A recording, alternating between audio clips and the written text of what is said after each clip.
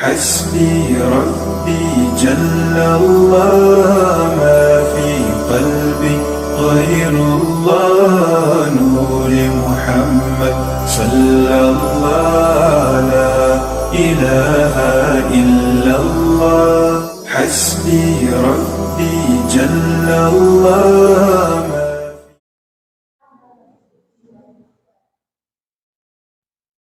إلى حضرة النبي المصطفى شفاعة رسول الله صلى الله عليه وسلم وعلى آله وأزواجه وذريته وأهل بيته الكرام وإلى حضرة شيخ زين الدين الغرباري وإلى حضرة سلطان كي أجرم باقي بن القرني خصوصا إلى روحه كي هاجي إلى مصطفى كي أحمد باقي وإلى حضرة سلطان كي هاجي المنصور كي أحمد باقي وإلى خصوصا كي هاجي الرحمن كي أحمد الصوم العظيم كي هاجي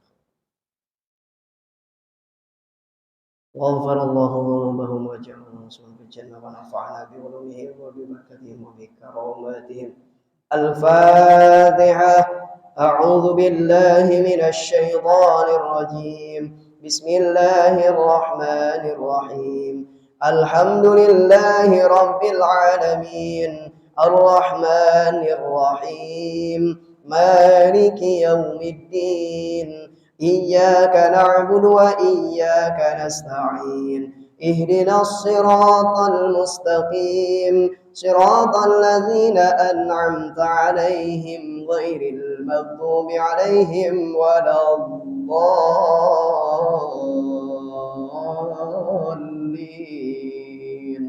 رب اغفر لنا ولوالدينا وللمؤمنين. بسم الله الرحمن الرحيم. خاتمة. Kita lanjutkan kajian kitab Fathul Mu'in yang kita gunakan kitab Fathul Mu'in kajian fikih yang insyaallah hari ini penutup daripada bersuci yang pertama yaitu wudu, yang mana kita sudah uraikan dan kita jelaskan dari syarat-syarat wudu itu sendiri, yang insyaallah kita nanti setelah ini akan bersuci nomor 2 ya. Insyaallah ketemu di tahun baru nanti. Khatimatun ini adalah sebuah pengakhiran atau penutupan daripada bersuci nomor 1.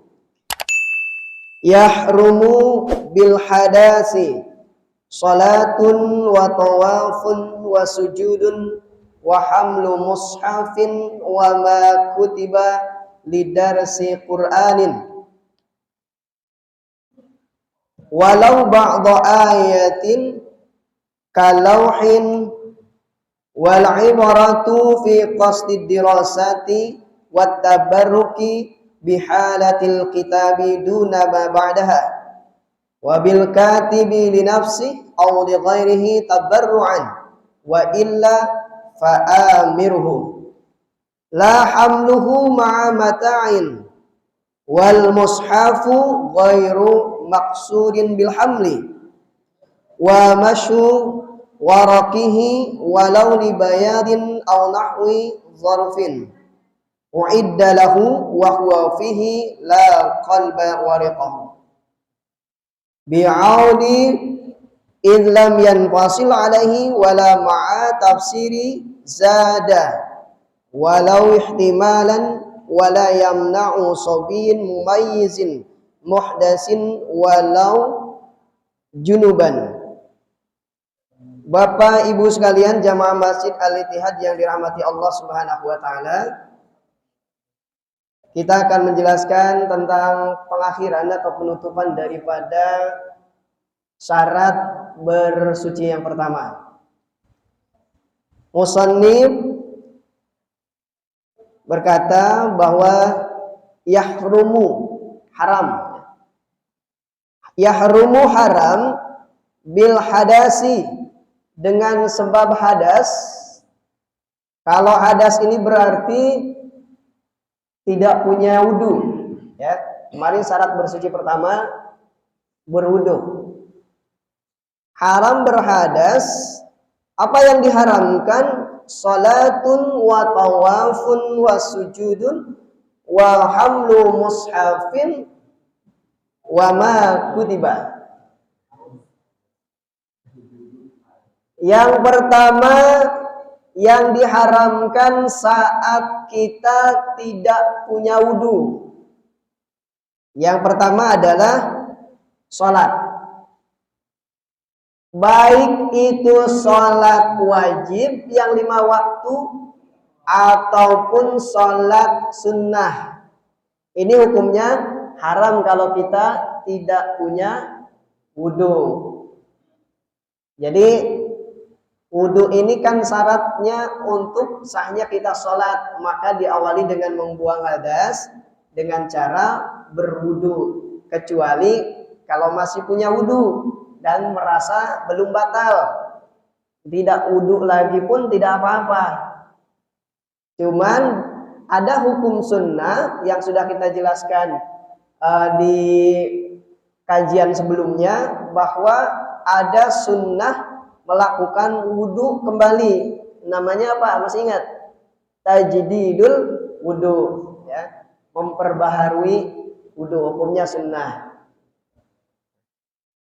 Kemudian yang kedua yang diharamkan itu watawafun, tawaf, ya, tawaf baik yang umroh ataupun yang berhaji saat tidak mempunyai wudu haram hukumnya kita melakukan tawaf, baik tawaf sunnah atau tawaf wajib, ya, tawaf rukun. Nah, ini kaitannya dengan kita yang sekarang madhab Imam Syafi'i, ya, sudah pernah saya sampaikan juga. Ketika kita melaksanakan umroh atau haji, kalau umroh mungkin agak renggang ya, tidak seperti haji. Kira-kira kalau haji itu kan dari seluruh penjuru dunia, umat muslim muslimat itu berhaji di 1 tahun sekali, di bulan haji saja, di bulan Dzulhijjah, ya. Kalau umroh bisa dilakukan di bulan-bulan selain Dzulhijjah, selama pelaksanaan umroh itu dilaksanakan.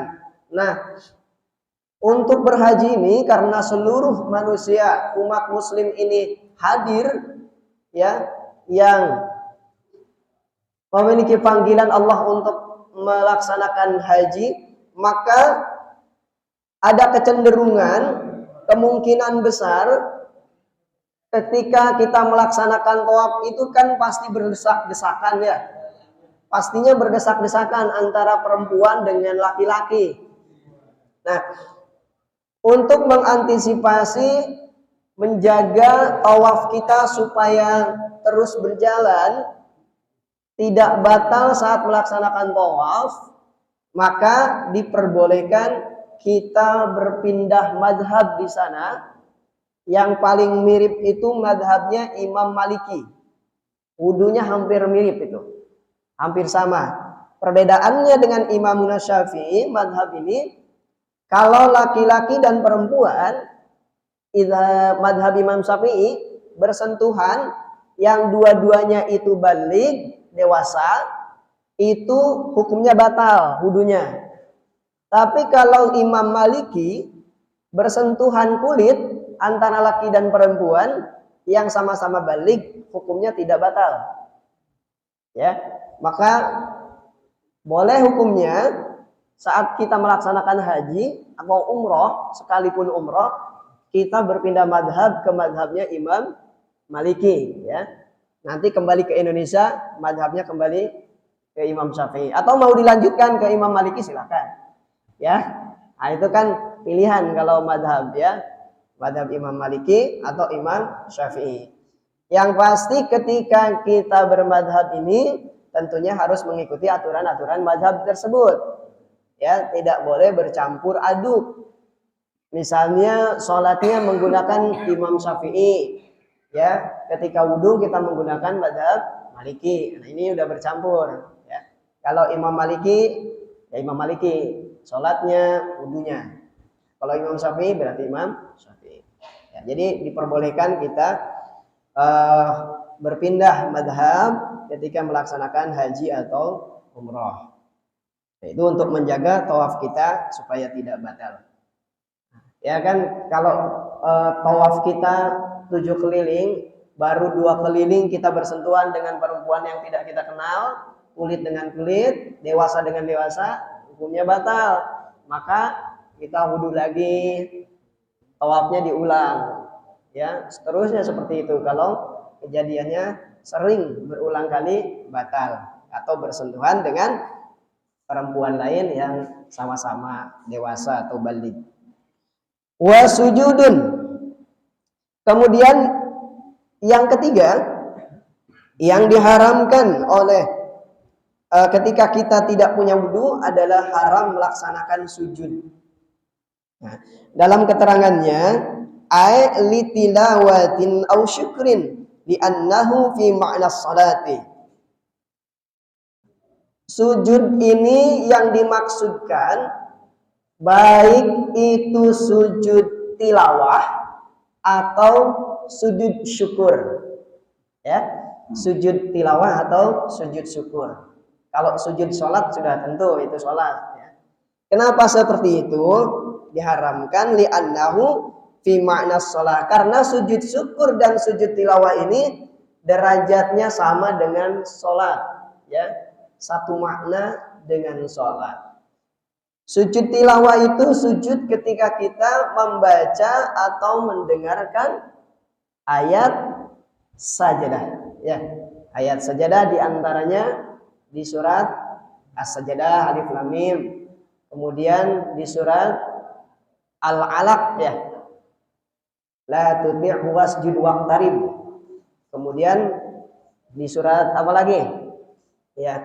Ketika kita membaca menemukan surat As-Sajadah, maka hukumnya sunnah kita melaksanakan sujud tilawah. Nah, sujud tilawah ini juga, ya, ketika kita membaca Al-Quran, membaca surat Sajadah, ataupun ketika kita melaksanakan sholat, ada sujud tilawahnya atau ayat sajadahnya, maka disunnahkan kita melakukan sujud tilawah. Kalau dalam sholat, sujud tilawah ini sunnat yang dilakukan sujudnya itu bacaan ayat sajadahnya di rakaat pertama. Di rakaat pertama, ya. Di antara hukum sunnah itu di dalam sholat kita membaca surah As-Sajadah itu di hari Jumat tapi subuh Jumat itu sunnah, ya, membacakan sujud ayat sajadah. Nah, ini di rakaat pertama itu yang disunahkan. Misalnya imam itu membaca surat As-Sajadah, ya. Wasabbihu ayatnya As-Sajadah di ayat 15 itu, ya. Sujadau wasabbihu itu, ya. Nah, ketika ayat sajadahnya selesai, ayat itu selesai, langsung kita sujud tilawah, ya. Misalnya di rakaat pertama saat kita berdiri, kemudian imam membaca ayat sajadah, kemudian setelahnya kalau imamnya sujud tilawah kita ngikut sujud tilawah, ya. Tapi kalau imamnya enggak melaksanakan, kita juga enggak usah melaksanakan, ya. Jadi kalau imamnya sujud tilawah kita ikut langsung sujud tilawah. Setelah sujud tilawah, nah ini bacaannya boleh bacaan yang panjang, ya. Sajada wajhiya lilladzi khalaqahu wa samahu wa basarahu bihaulihi wa quwwatihi tabarakallahu ahsanul khaliqin. Kalau tidak hafal boleh membaca subhanallah walhamdulillah wa la ilaha illallah wallahu akbar. Atau tidak hafal itu yang panjang, baca subhanallah, subhanallah, subhanallah. Ya. Setelah sujud itu, setelah selesai bacaannya langsung naik lagi ke atas, berdiri kembali. Kalau imamnya melanjutkan ayatnya, ya kita tinggal mendengarkan sampai dilakukannya ruku. Tapi kalau tidak melanjutkan, setelah ayat as-sajadah itu langsung ruku. Ya, setelah ruku seperti biasa sampai berdiri kembali. Kemudian kalau kita lagi baca Quran, ini kan posisinya duduk ya. Duduk, kemudian kita membaca Quran menghadap kiblat. Setelah itu kita baca surat as-sajadah. Nah, surat as-sajadah ini setelah kita membaca, kemudian kita menghadap kiblat, setelah itu kita takbir. Ya, takbirnya boleh sambil duduk firtiros atau seperti tahiyat awal atau juga berdiri. Ya. Nah, langsung takbir dan diniatkan. Ya, diniatkan Allah, niat dalam hati melaksanakan sujud tilawah. Setelah takbir kemudian langsung sujud. Ya, langsung sujud baca yang tadi. Subhanallah atau subhanallah walhamdulillah wala ilaha illallah akbar atau sajadah wajhiya lillazi khalaqahu dan seterusnya. Nah, itu sujud tilawah. Kalau tidak melakukan saat ayat sajadah itu dibacakan atau kita mendengar ayat itu, ya tidak apa-apa, hukumnya sunnah. Ya. Sunnah itu kan kalau kita lakukan mendapat pahala, tidak dilakukan kita tidak berdosa dan tidak mendapatkan apa-apa. Kemudian yang kedua, sujud syukur. Sujud syukur ini dilakukan sebabnya ada dua. Yang pertama, kita selamat dari musibah. Ya, kemarin misalnya saat bergempa nih, saudara-saudara kita yang di Cianjur kena dampak gempa, rumahnya hancur. Kita yang di sini cuma dapat goyangannya aja. Nah, berarti Allah masih selamatkan kita dari gempa bumi atau bencana alam. Maka kita melaksanakan sujud syukur. Nah, sujud syukur ini karena satu makna dengan sholat, maka syaratnya pun harus sama dengan sholat. Pertama, menghadap kiblat. Ya, kedua, kita melaksanakan takbir. Dan ini harus punya wudhu. Karena satu makna dengan sholat tadi. Sujud syukur, punya wudhu, menghadap kiblat, kemudian takbir dan ada niatnya. Ada niatnya ya. Nah, ini harus dipahami bahwa sujud syukur ini sama atau satu makna dengan sholat, yang di sana ketika kita akan melakukannya itu harus punya wudhu, menutup aurat, menghadap kiblat, ada takbir, ada niat. Ya, ada niat. Kita berdiri, kemudian takbir Allah, niatkan dalam hati kita sujud syukur karena selamat dari musibah. Setelah itu takbir, langsung sujud. Bacaannya sama kayak tadi. Ya, boleh yang itu sajadah wajhiyah itu tadi, boleh subhanallah, alhamdulillah, boleh. Nah, intinya sujud syukur itu memuji Allah, tasbih kepada Allah Subhanahu wa taala bahwa kita selamat daripada gempa atau musibah. Nah, kemarin nah ini ya ada perbincangan juga nih. Bagaimana kalau saat kita itu kan kemarin sudah Piala Dunia ya, Argentina menang. Nah, seringkali kita melihat saat mereka menggolkan bola ke lawan, nah itu ada yang sujud. Betul? Ada yang sujud kan? Nah, kira-kira sah nggak sujud syukurnya? Kalau saya ceritakan tadi bahwa sujud syukur itu semakna dengan sholat. Harus punya wudhu, menutup aurat, menghadap kiblat, nah, membacakan niat sujud syukur. Ya, itu bukan disebut sujud syukur yang kayak gitu. Cuman senang aja. Ya. Nah, ya, jadi jangan dimaknain itu sujud syukur. Tidak ada pahala karena tidak memenuhi syarat dan aturan yang berlaku, gitu ya.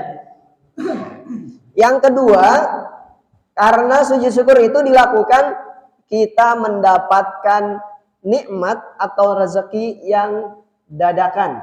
Nah, ini ya, yang dadakan. Kalau gaji honor per bulan itu kira-kira dadakan atau continue?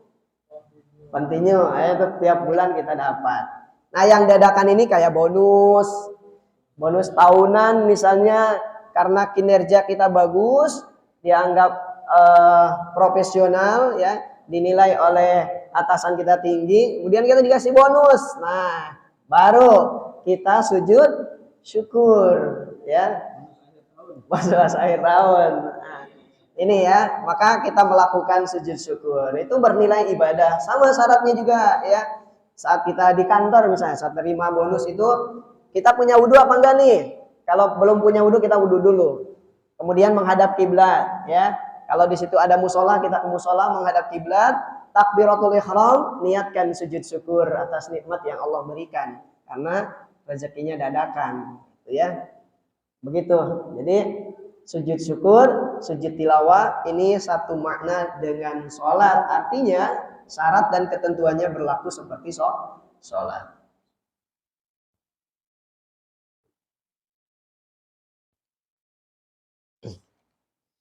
Kemudian yang berikutnya, yang diharamkan saat kita tidak punya wudhu, wa hamlu mushafin, membawa mushaf atau Al-Quran, yang mana isi daripada mushaf ini adalah ayat-ayat suci Al-Quran. Bagaimana kalau misal diprediksi Al-Quran ini yang ada terjemah, ya, yang ada terjemahannya, kemudian diprediksi bahwa terjemahannya ini lebih banyak, hampir 70% atau 80% terjemahnya lebih banyak daripada tulisan Al-Qurannya. Ya, ini masih diperbolehkan kita membawa mushaf itu kalau tulisan selain Arab atau Latin atau terjemahnya ini lebih banyak ya presentasinya daripada Al-Qur'annya. Tapi kalau seluruhnya Al-Qur'an, saat kita mau membawanya maka kita harus punya wudhu. Kemudian yang dikecualikan itu saat darurat. Saat darurat itu misalnya kita nemu lembaran Al-Qur'an di masjid, di musola atau dimanapun berceceran. Taruhlah kalau di jalan ini lebih darurat, ketika ada tulisan Al-Quran atau lembaran Al-Quran, walaupun itu bukan lembar Al-Quran, kertas Al-Qurannya, misalnya ada kertas biasa, kemudian di situ ada tulisan Al-Quran satu ayat, surat Al-Ikhlas misalnya, tulisannya Qul huwallahu ahad, tanpa ada juga harokatnya. Nah, tahu kita ditemukan di jalan bahwa ini adalah ayat Quran, kita nggak punya wudhu. Kalau kita wudhu dulu, itu bisa jadi keburu keinjak oleh orang yang lewat, ya.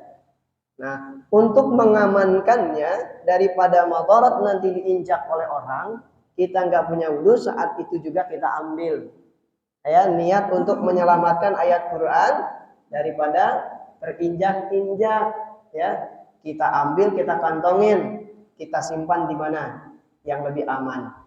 Boleh nggak dibakar? Boleh dibakar, tapi hukumnya makruh, ya. Lebih baik disimpan. Nah, kalaupun disimpan juga nanti takut berceceran lagi, ya lebih baik dibakar untuk lebih aman. Nah, ini mushaf atau Al-Quran ini kan kita harus punya wudu, ya. Ya, di surat Al-Waqiah kan kita tahu la yamassuhu illal mutahharun. Jangankan membawanya, memegangnya pun harus punya wudu. Pernah ada yang berpendapat bahwa Al-Qur'an itu kertas biasa. Memang kertasnya dicetak dengan kertas biasa, tapi isinya yang luar biasa. Ya. Jadi tetap kita harus punya wudu, dan itu aturan yang harus kita pegang saat kita membawa atau memegang Al-Quran atau mushaf. Nah, kemudian sering juga kalau Al-Quran ini tergeletak di mana saja, ya, tergeletak di mana saja, yang posisinya ini tidak semestinya disimpan di tempat itu, ya. Beberapa kali saya pernah menemukan bahwa Al-Quran ini disimpan di meja tamu di bawahnya. yaitu bersatu sama koran, buku-buku umum. Ya. Nah ini kita harus teliti, harus jeli bahwa Al-Quran itu harus disimpan di tempat yang paling atas. Kalaupun nanti di rumah ada kitab lain ya, kitab tafsir, kitab fikih, atau kitab-kitab yang lain, tetap Al-Quran ditaruh sebelah atas. Begitupun posisi tafsir Quran ini juga sama ya, dia harus posisinya paling atas. Kalau kita mindahin Al-Quran atau mushaf ini dengan buku-buku yang lain, kemudian kita tidak mempunyai wudhu, taruhlah kita lagi beres-beres nih di rumah, ya tumpukan buku, di situ ada Al-Quran, kita belum punya wudhu, yang dimaksud oleh kita niatnya mindahin buku Al-Quran ada paling atas, kita nggak punya wudhu, kita pindahin tuh. Dan kita di situ nggak ada niat mindahin Quran, pokoknya mindahin buku-buku yang ada tuh. Cuman Al-Quran nyelip di atasnya, ya boleh kita nggak punya wudhu dipindahin. Tapi yang lebih baik dan lebih hati-hati atau lebih warok ya kalau bahasa ulama, setiap kita memegang Al-Quran atau mushaf, selain daripada waktu-waktu yang madarat seperti tadi, ya itu harus punya wudhu. Kenapa? Karena dalam keadaan suci, Al-Quran itu kitab suci, kitab yang harus dimuliakan, maka kita selaku orang yang memindahkan, yang membaca, yang memegang atau membawa, itu semestinya harus dalam keadaan suci. Tadi ya, la yamassuhu illal mutahharun. Ini dalam surah Al-Waqiah. Kemudian itu tentang bagaimana kita memuliakan kitab suci Al-Quran. Wa ma kutiba lidarsi Qur'anin walau ba'da ayatin kalauhin. Nah ini seperti tadi yang saya sampaikan, ketika kita menemukan atau di situ ada ayat Quran walaupun satu ayat, kita menemukannya, tetap itu tulisan ayat Quran, itu mushaf. Kalaupun tulisannya itu ada seumpama di dalam kayu ya atau batu, mungkin ada tulisan di kayu itu ada tulisan Al-Quran, nah itu harus kita amankan saat kita menemukannya. Wal ibratu fi qasdi dirasati wa tabaruki bi halatil kitabi duna ba'daha. Kemudian berikutnya yang diharamkan adalah membiarkan selain anak yang tamis atau dewasa menyentuh mushaf walau sebagian ayat. Ini sudah jelas ya. Kalau anak di atas umur yang sudah balik, nah itu juga ketika dia membawa Al-Quran, menyentuh Al-Quran, harus mempunyai wudhu. Beda lagi dengan anak yang di bawah umur, yang saat itu dia akan belajar Quran, akan membaca Al-Quran dalam rangka tarbiyah atau belajar. Contoh, ada anak kita misalnya subuh, misalnya dia mau belajar Al-Quran, atau asar ya, biasanya TPQ asar nih anak kita. Dari siang dia tidur sampai asar nggak bangun, kita bangunin, akhirnya dia bangun.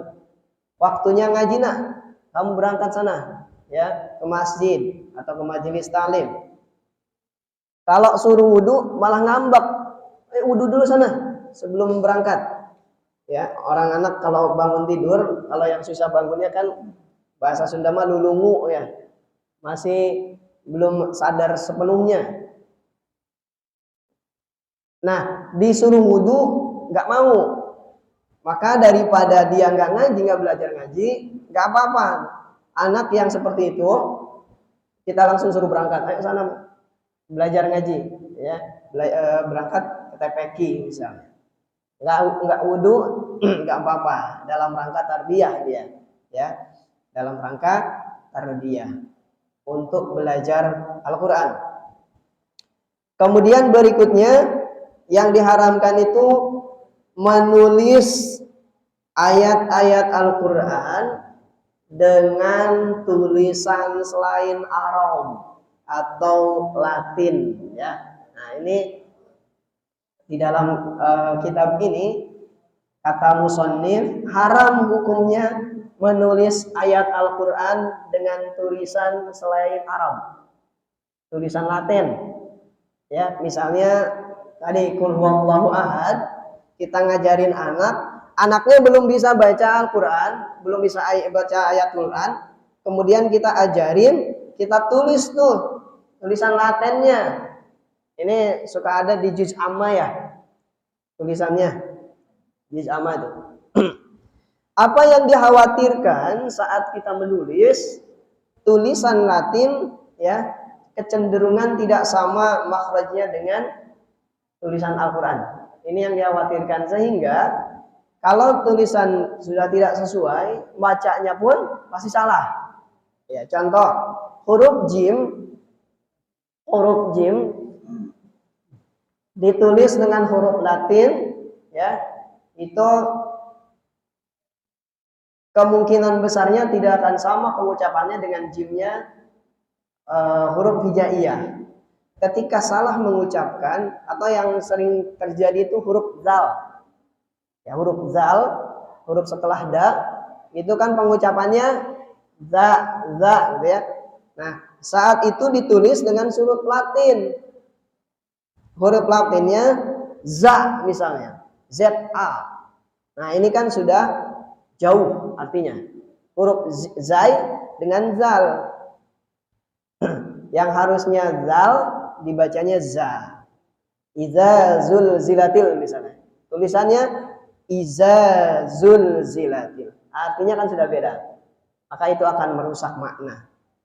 Makanya musannif di sini mengharamkan tulisan Al-Qur'an ditulis dengan tulisan Latin atau selain Arab. Terus bagaimana kita ngajarin anak?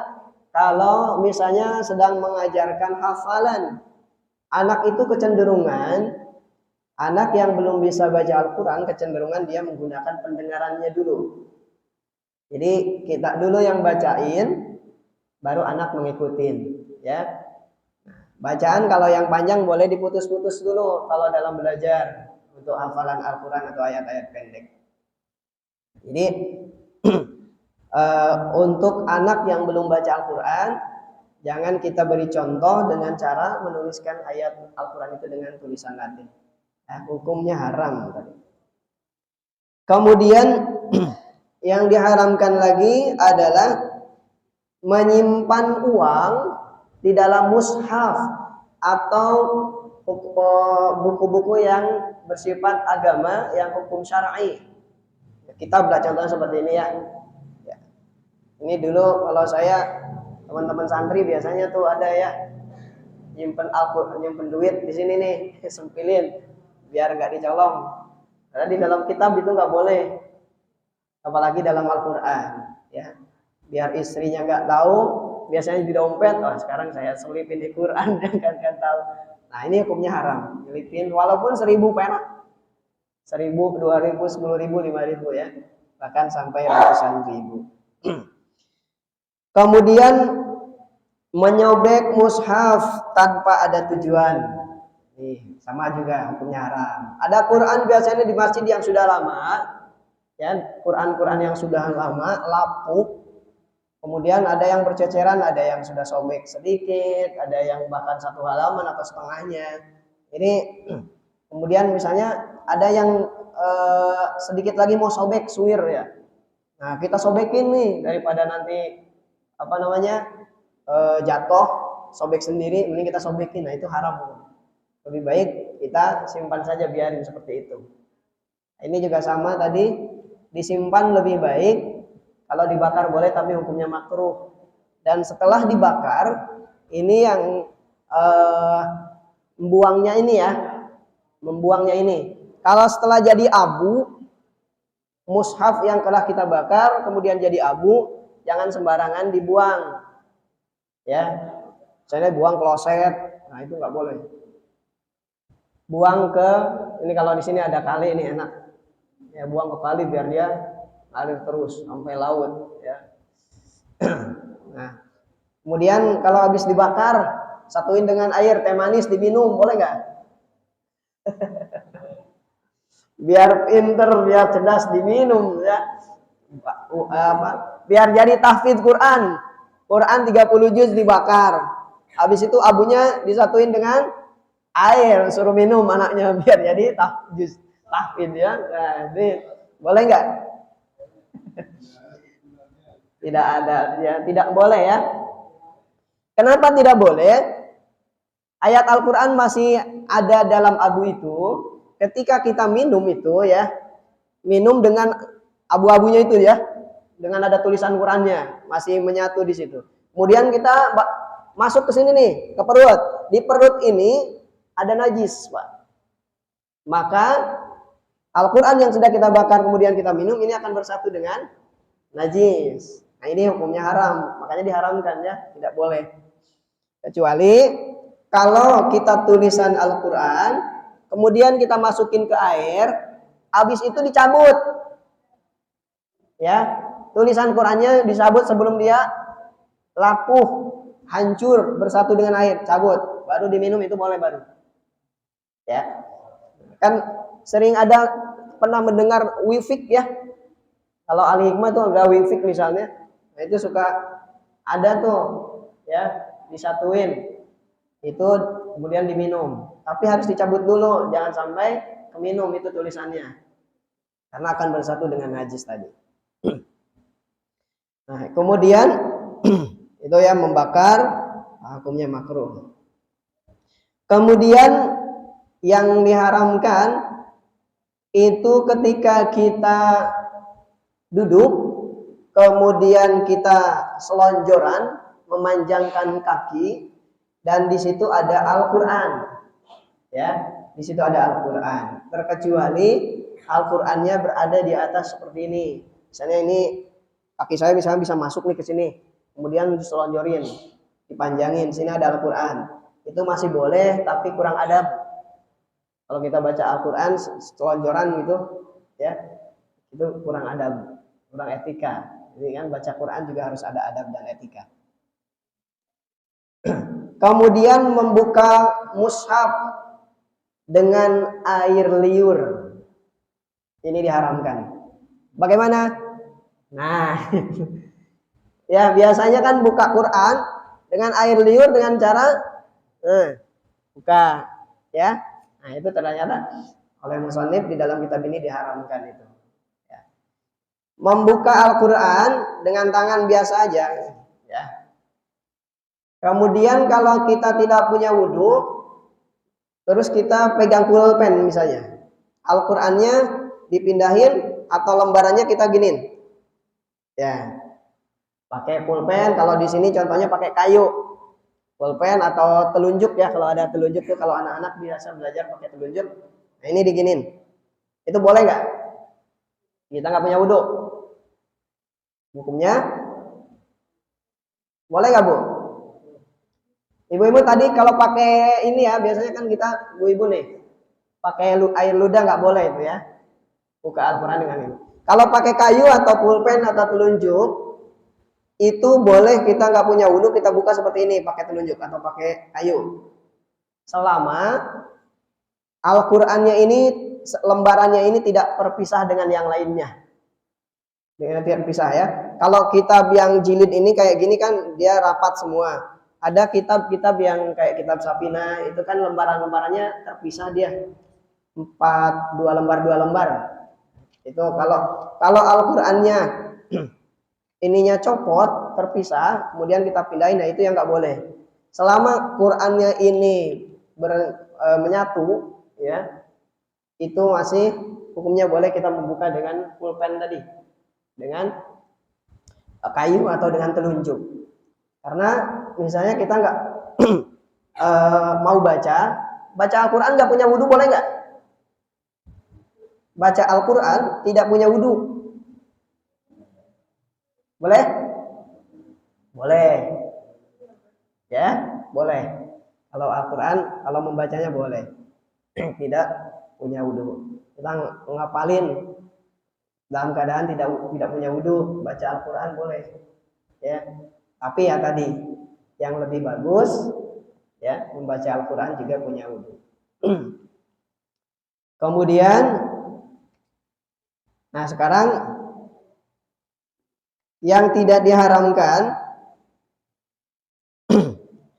ini sebenarnya tadi sudah saya sampaikan. Pertama tadi bawa mushaf dengan buku lain, kita nggak punya wudhu dan tidak ada niat untuk mindahin Quran. Pokoknya mindahin semuanya aja. Di situ ada buku-buku, kita lagi beres-beres, ya kita mindahin. Oh di situ ada Quran, pindahin, nggak apa-apa, kita nggak punya wudhu. Yang dipegang adalah bukunya, ya kita pindahin. Nah, kemudian memindahkan tadi ya lembaran Al-Quran itu dengan kayu atau dengan alat apa saja, selama Al-Quran itu lembarannya tidak lepas. Kemudian meminum air leburan daripada Al-Quran, tadi juga sudah saya sampaikan. Ya. Al-Qurannya, leburan Al-Qurannya diambil dulu baru diminum airnya. Jangan sampai ayat Qurannya terminum ya oleh kita, karena itu akan bersatu dengan najis yang ada di dalam tubuh atau dalam perut kita. Kemudian ya haram hukumnya untuk orang-orang yang punya janabah, yang junub. Yang pertama, berdiam di dalam masjid. Ini ya, hukumnya haram ketika kita punya atau dalam keadaan junub. Kemudian menyengaja membaca Al-Quran walaupun sebagian ayat, terkecuali ya yang punya junub ini ketika membaca Al-Quran ini bukan diniatkan untuk membaca Al-Quran tapi untuk zikir. Nah itu boleh ya. Nah kemudian haram juga yang terakhir disebabkan keluar darah haid, ini untuk kaum hawa, ya, untuk para perempuan. Yang pertama diharamkan sholat, kemudian membaca Al-Quran, dan berpuasa. Itu terakhir daripada khatimatun, penutup daripada bersuci yang pertama. Saat kita tidak punya wudhu atau dalam keadaan hadas, maka beberapa hal tadi yang diharamkan yang sudah kita uraikan tadi ya. Mudah-mudahan ini kita yang hari ini hadir, ketika kita tidak mempunyai wudhu bisa menjaga semua tadi yang disampaikan, sehingga terutama Al-Quran ini ya, sehingga kita tetap bisa menjaga kemuliaan dan keagungan Al-Quran. Mungkin itu saja yang bisa disampaikan untuk pertemuan di akhir tahun ini. Mudah-mudahan apa yang disampaikan, yang ditulis oleh musannif kitab Fathul Mu'in Syekh Zainul Al-Barbari bermanfaat dan berfaedah dalam kehidupan kita sehari-hari, terutama dalam mempersiapkan dan melaksanakan ibadah-ibadah yang Allah perintahkan. Amin ya rabbal alamin. Wallahul muwaffiq ila aqwamit thoriq. Wassalamualaikum warahmatullahi wabarakatuh.